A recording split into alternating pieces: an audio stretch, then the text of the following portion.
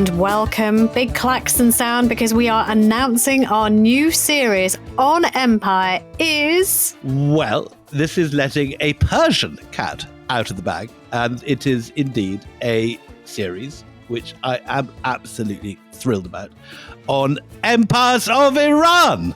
From the rise of Cyrus to the fall of the Shah, we are going to be looking right across the span of Persian history, from the first great superpower empires through this mighty tussle between Persia and Rome, the rise of Islam and the way that Persia disappears for a while, only to come back massively with the Abbasids, Persian culture reborn, the whole story of how Iran becomes Shia, and that sets its course against much of the rest of the Islamic world as something quite different to the Ottomans or the Mughals. And then we do the fascinating story of modern Iran, how the CIA helped bring down Iran's only democratic government. And finally, this extraordinary story of the revolution, how the Shah fell from power and the mullahs, under this grim-faced Ayatollah Khomeini, rose in his place. Yeah, no, I mean, so, when we say the empire of Iran or the empire of Persia, whichever way you want to put it, and we'll discuss both those terms as well, and why they are sometimes loaded, but very interchangeable. But, when we say that this is, when we go back to antiquity and we say this is history's first superpower, let me tell you, the Iranian Empire was the largest of all ancient world empires. I mean, just let that sink in and then reflect on how little we know about that. 70% of Eurasia was under the Iranian Empire. And what we're going to try and do, as we always do on Empire, is just try and draw threads from ancient history to modern thinking as well. Because, of course, as you don't need me to tell you, but Iran very much in the news these days with what is going on in the Middle East. So hopefully this is a lens, an interesting lens to look through at a part of the world I'm pretty sure you don't know very much about. It's going to be quite the ride. And it's something that matters a lot to you, William, because you've been to Iran not long after the revolution. I love Iran, and I've been many times, and I went for the first time quite soon after the revolution, when there's still piles of spectacles of those shot dead in the course of the revolution were on display in museums. I got caught in a air raid in Isfahan during the Iran-Iraq War. I've been back since, and both researching my East India Company books and how all those stories often spoil over into Iran and the early Afghan wars. But what I think is fascinating is that this is Empires of Iran, plural.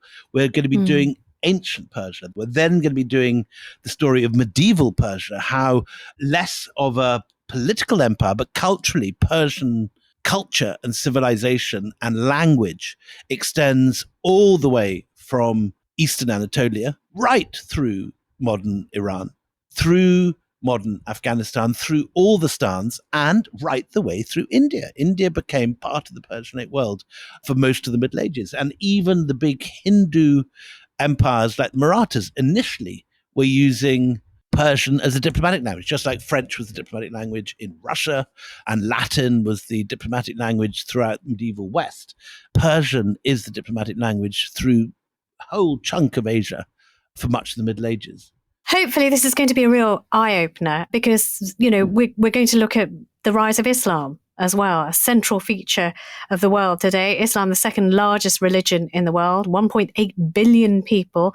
And that clash between Islam and the West has been one of the central themes of history in the last few decades. And there is no, hotter zone, shall we put it, than Iran. The Iranian Revolution began the rise of political Islam. Suddenly, for the first time, you had a theocracy returning, something that people thought had ended with the end of the rule of the Dalai Lama. But suddenly you have the mullahs in charge again and Islam as a political force in the world. And that, of course, is something that is incredibly current at the moment in the Middle East. And the whole question of the power of the Iranian state in places like Lebanon and Gaza are absolutely the focus of world attention. So this is obviously a series which is going to be incredibly of the moment. and which is going to directly reflect onto the politics of today. Yeah, so we're very excited about it. We have learned a lot already in just the first few that we've recorded. We really are very, very proud of this, and we're very excited to bring it to you. So please do join us for the new series, Empires of Iran on Empire, with me, Anita Anand. And me, William Davenport.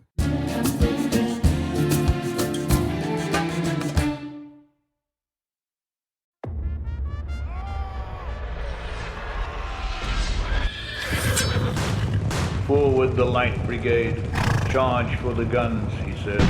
Into the valley of death rode the 600. New from Goalhanger, an immersive dive into the greatest conflicts. Get your men up that road and hold it. Stop the rest, do you understand? Their origins. The Persians have asked for it, and they're going to get it. Their battles. An artilleryman who was with us had his head smashed by some great shot. And their legacy. Tensions are running high, and one protester sets fire to a North Korean flag. Goalhanger presents People who knock these buildings down will hear all of us